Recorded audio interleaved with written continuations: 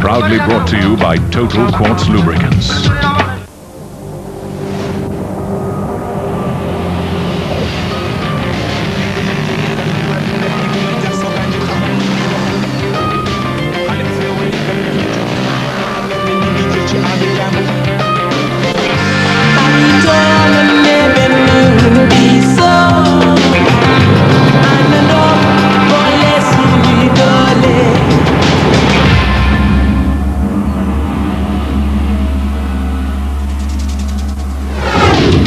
Today, the Euromillions Dakar finally reached Mali with stage 12 into Gay.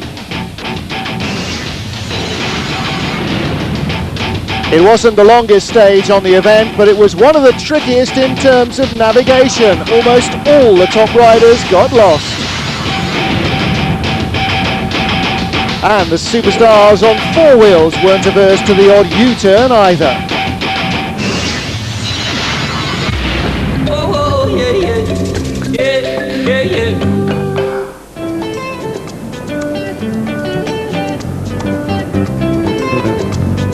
Kayes lies in the top northwest corner of Mali. It was the former capital of the French Sudan, and it's now a local administrative area with a population of around 80,000. It's on the River Senegal, and just down the town are a set of exciting rapids. It's a bustling local community and always enthusiastic about the arrival of the Dakar.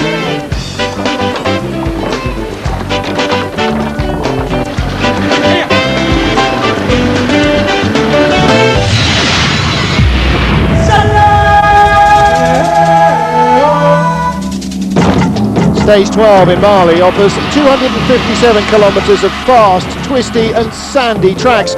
Tricky navigation and lots of trees to avoid make it a tough challenge where time will be hard to make up.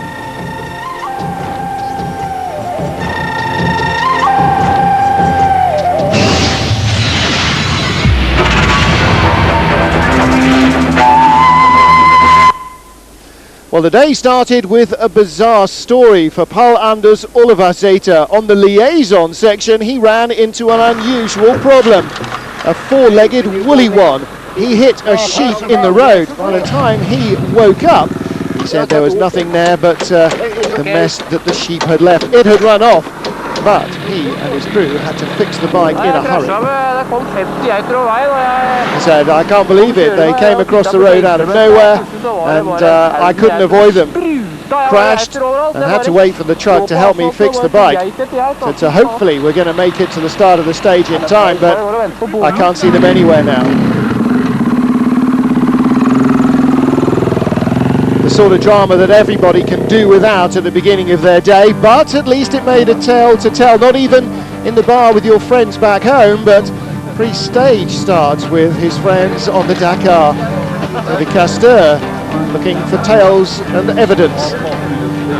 The ripped overalls were all he had to show. So pre-start then, stage winner Helder Rodriguez.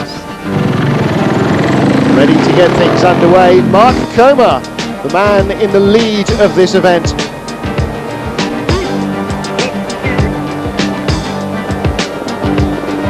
Well, Coma has got a near 1 hour advantage. He soon caught the previous stage winner Helder Rodriguez, and they rode together. Into trouble.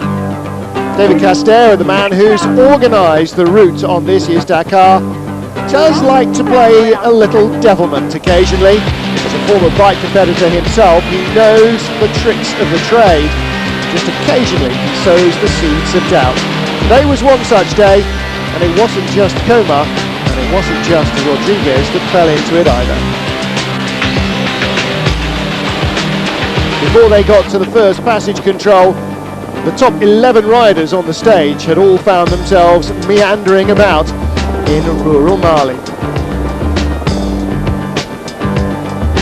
One missed junction, one huge mess as a result.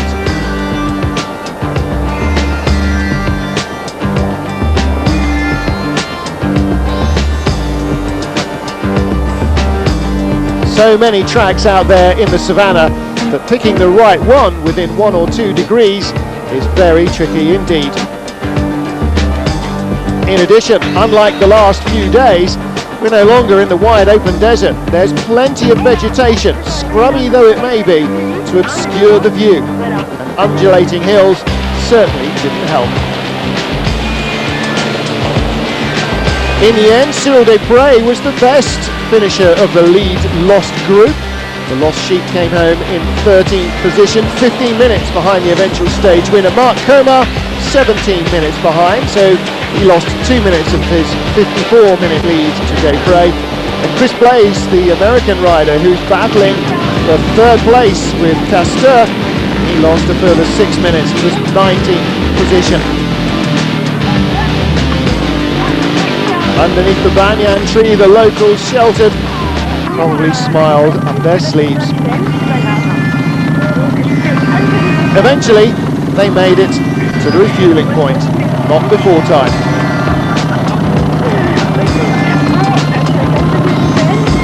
Perhaps they'll be smiling later.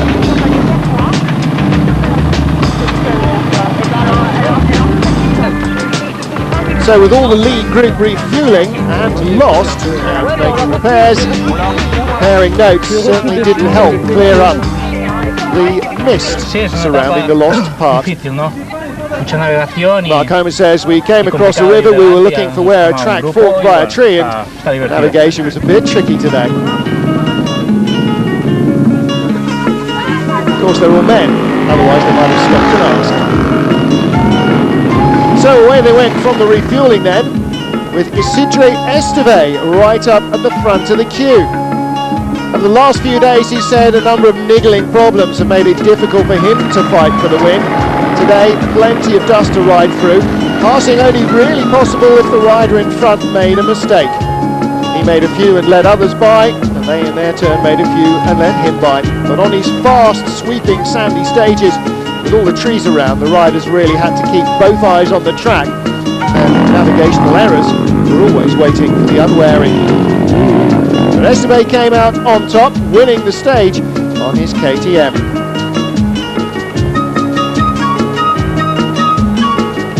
And although Esteve is a very familiar name, those in 2nd and 3rd certainly won. There was another Portuguese, not Helder Rodrigues, Paulo Gonçalves, on his 450 Honda, not only the top 450 rider today, his best ever stage finish in his 2nd Dakar. He'd wanted to do it for years, made his first entry when they started from Lisbon last year. Then he finished 25th after a heavy crash cost him 11th hours, and at the moment he's still on target to reach Dakar.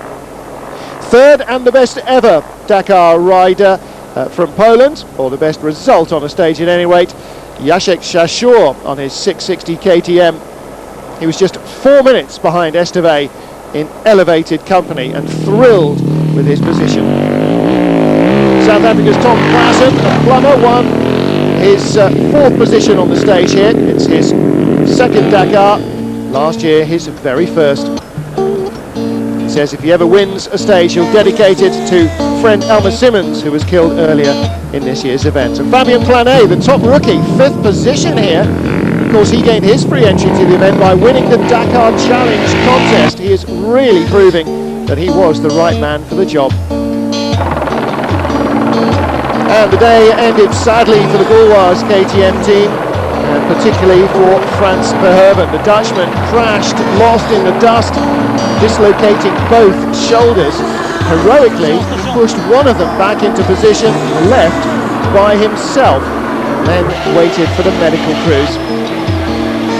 Airlifted out of the event, he went back and they have pushed his shoulder, his right shoulder, back into position. I had a lot of dust and I saw Marco was coming, so I had to play a little bit and try to get him in the dust. And I made some error and the bike went up and I fell with 120 kilometers per hour. And then the both shoulders luxation.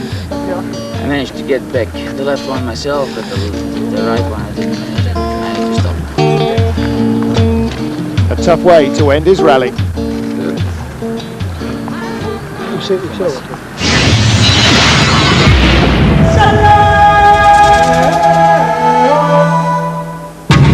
So confirmation then, Esteve the winner, Gonçalves a fine second and a great third for Chachot. Tom Klaassen in fourth, Fabien Planet, all new names apart from the Spaniard at the top. And Como's lead down to 52.48. Castor eases a little further away from Blaze in third. Beginning of the stage said Esteve, there was lots of dust, it was really difficult to pass, and today the navigation was pretty tricky as well. Being at the front of the field just wasn't easy. For me though, it's important to get back on top after what's happened to me earlier in the event. Chachot says, I'll never forget this day in the third place, fantastic result, but unfortunately this is just one stage. My teammate Marek Dabrowski was fourth once.